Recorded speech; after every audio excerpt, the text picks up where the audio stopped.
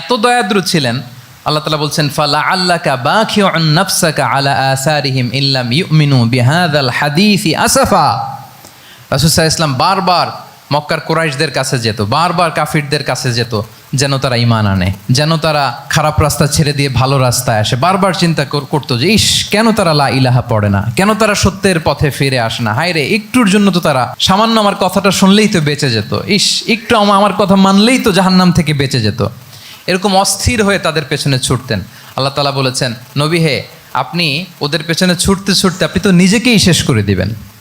বাখিউন নাফসাক, আপনি তো নিজের দিকে খেয়াল করছেন না, নিজের শরীরের দিকে খেয়াল করছেন না, নিজের স্বাস্থ্যের দিকে, সময়ের দিকে, আপনি পাগল পাড়া হয়ে তাদেরকে বাঁচানোর জন্য ছুটছেন।